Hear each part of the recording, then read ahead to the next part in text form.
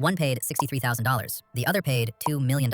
Same badge, same crest, completely different worlds. One of them is driving their kids to school, the other one is driving a car that can outrun a Formula One pit lane. And most people have no idea how to tell the difference. So today, I'm breaking down the 7 levels of Porsche, from the cheapest crest you can buy to the cars that appreciate faster than most people's retirement funds. This is the guide Porsche doesn't want you to read. Let's get into it. Level 1, the entry point, the Porsche Macan.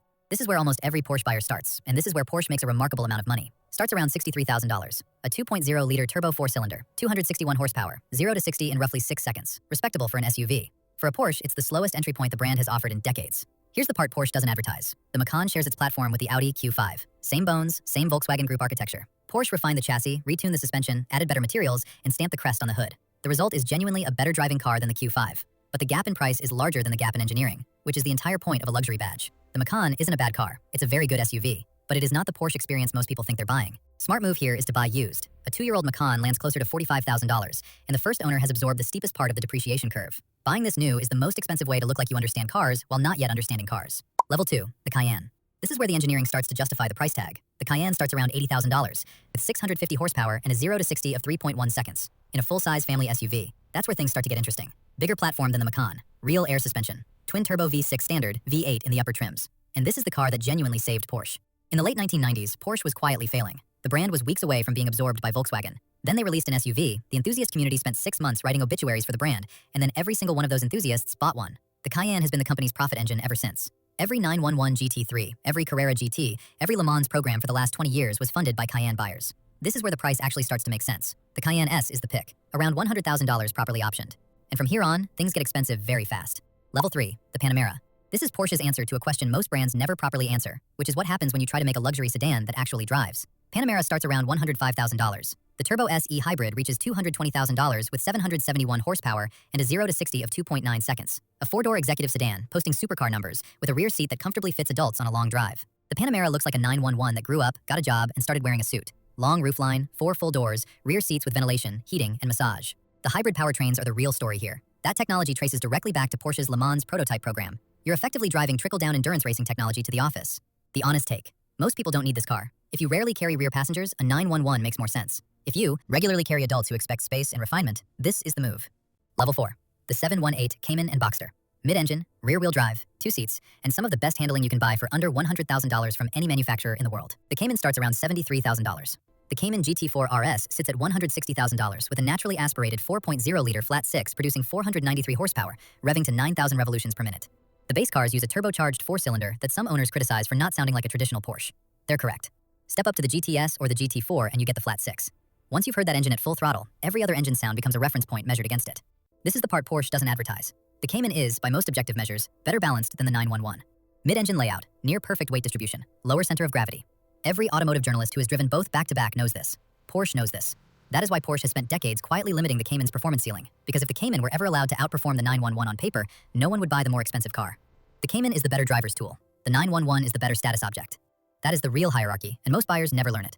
If you're seriously considering one of these, I put together a breakdown of the real ownership costs, not the sticker price.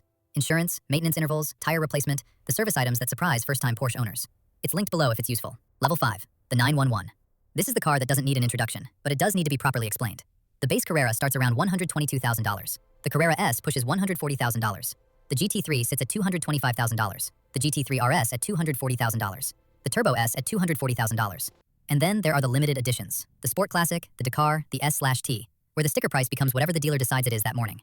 The 911 has been in production since 1964. Same silhouette, same rear engine layout, same fundamental architecture, for 60 years. Every generation is a refinement of the previous one. Porsche's engineers have spent 6 decades iterating on one specific car, which is why nothing else on the road drives quite like it. The rear engine layout was supposed to be a design flaw. Physics says placing a heavy engine behind the rear axle creates an unstable, oversteer-prone car. Porsche spent 60 years engineering around that problem until the flaw became the defining feature. The 911 is faster through corners than cars it has no mechanical right to beat. The used market is also where this gets interesting. The 991.2 generation was the last naturally aspirated 911 lineup before most of the range went to turbocharging. Values are already appreciating. The buying window is narrowing. Level 6, the shift. This is where Porsche stops using engines entirely. The Taycan, Porsche's electric performance sedan, and the only EV that deserves serious consideration from someone who actually cares about driving. Base Taycan starts around $100,000. Taycan Turbo S sits at $210,000. Here is what separates the Taycan from every other fast EV. It can perform repeated hard launches without thermally limiting. The Tesla Plaid delivers 1 or 2 maximum effort launches and then enters a protective mode.